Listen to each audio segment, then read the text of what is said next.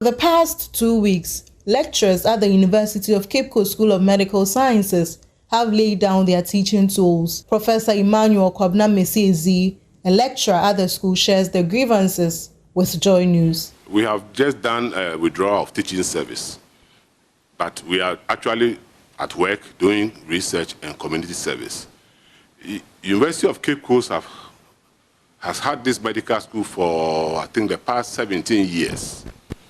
And since the start of this medical school, it became necessary to engage faculties who are medical practitioners to teach at the clinical levels. And in Ghana, or everywhere in the world, what one needs to teach at the clinical level is the fellowship of a recognized postgraduate medical college. And once you join with that qualification, you are able to rise to the highest academic level you get to. But for UCC, when it got to the point that people decided to apply from associate professor to full professor, then we got the impediment that you need to have a PhD, which nobody has. No medical doctor does PhD in Ghana. So as soon as we tried with application, we got that feedback.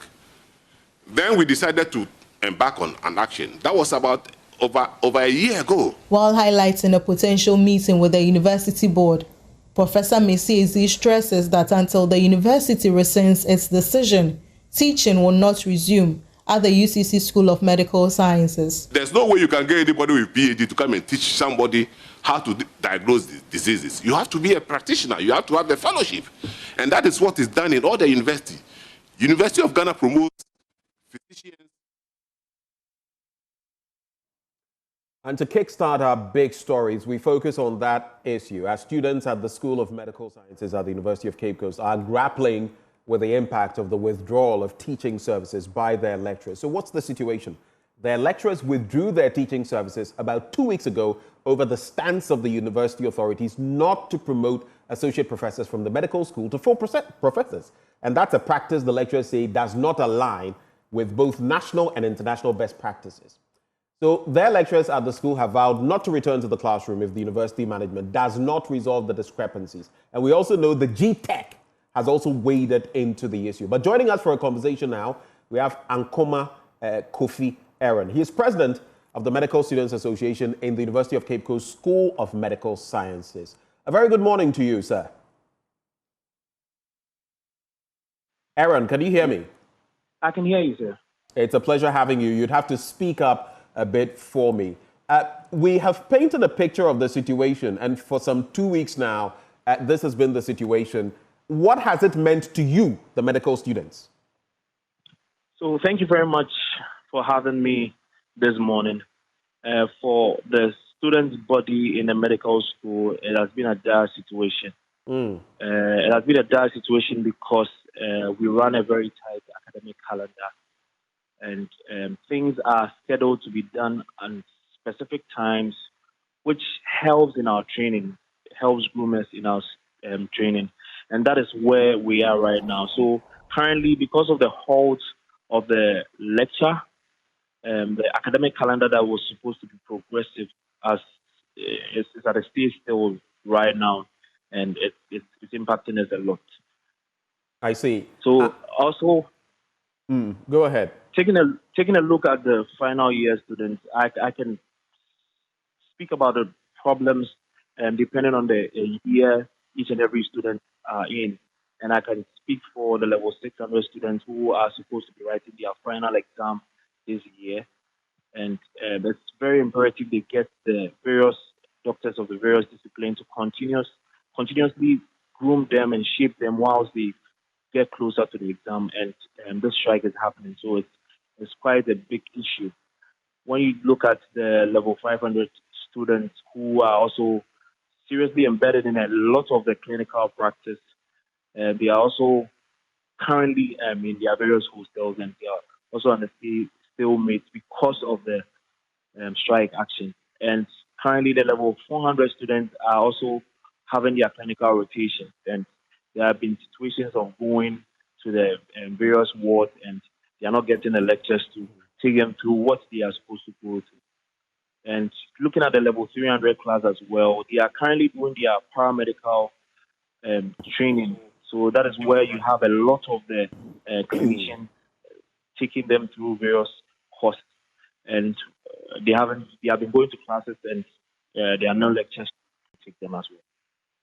So it's quite a situation for you, the students, because without these interactions with the lecturers, you are at a great loss in terms of what the future holds. But the position of the university vis-a-vis that of the lecturers in terms of promotion, what is your thinking on that?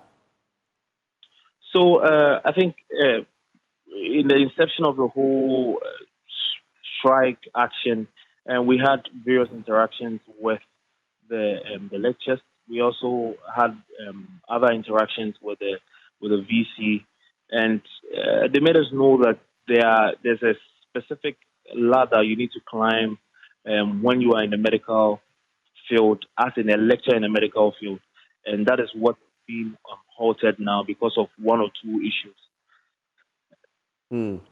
Your lecturers are saying if processes are followed, both locally and internationally, they should be moved on from associate professors to full professors. The university, on the other hand, is stating this. Do you see any resolution to this in the interim? GTEC has waded into the matter, but what are your expectations in respect of that? So I think for a student's perspective, whatever be the case, we don't want to be in the receiving end.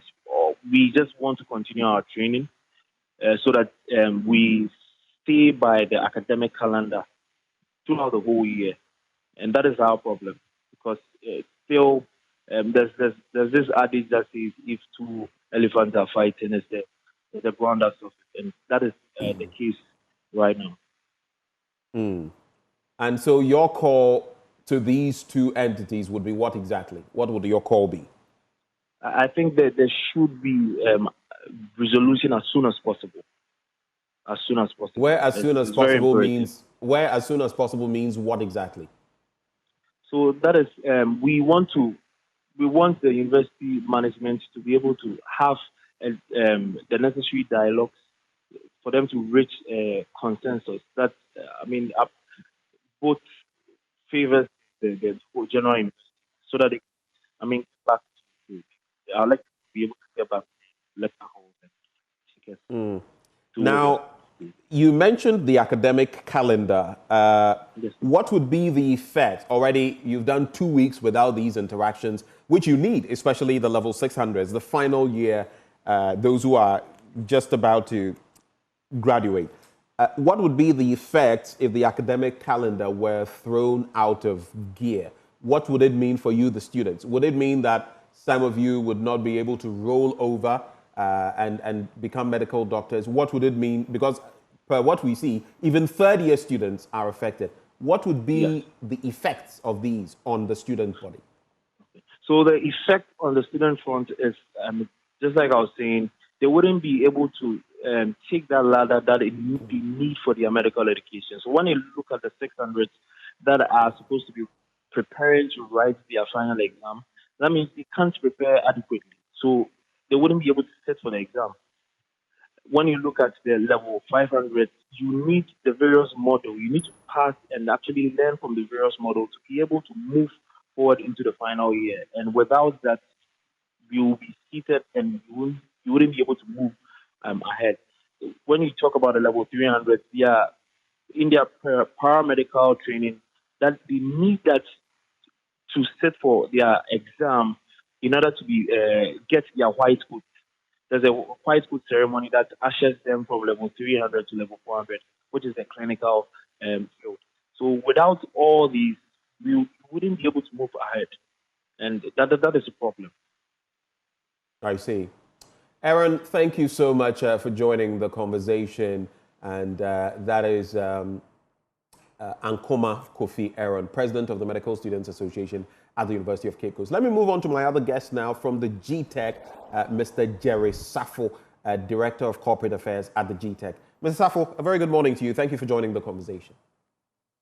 Good morning to you and to your listeners and to your viewers as well. It's a pleasure having you. At what point did the GTEC take stock of this development? It's been 2 weeks and counting since the standoff between the university authorities at the University of Cape Coast and the lecturers at, the medical school started having this, exchange of barbs. How long have you been aware of the situation? Okay, thank you very much for your question. So apparently the commission got wind of it about a week ago. Basically, when issues like this arise, it is expected that the university management is able to deal with some of these issues because they are more or less internal issues. However, looking at the extent to which the issue has gone, the Director General decided that this was a time to actually step in and take the issues, try to resolve the issues amicably. As a result of that, we have actually invited the parties concerned, and tomorrow we're meeting all the parties concerned to resolve the issue. So your hope is that tomorrow this issue will be resolved? Absolutely, absolutely. We are very positive on that tomorrow, by the end of the meeting, we would have resolved all the issues concerned. Okay, just before you take leave of us, I'm just curious. The lecturers say standard practice dictates that they should be rolled over from associate professors. The university seems to think differently, the authorities. What is the exact case? So that's why we want to meet them to try and iron out all the issues, because we want to listen to all the parties, what their real concerns are, and then try and address it. As it is now, what we can only have is probably what we have been told or what either parties are saying. So when we have them all round the table, then we can have a proper conversation around the issues. And as a regulator, we can now take the decisions there together with them and have a result. Mr. Safo, we're grateful for your time. That is Mr. Jerry Safo, Director of Corporate Affairs at the Ghana Tertiary Education Commission, the GTEC. He joined us.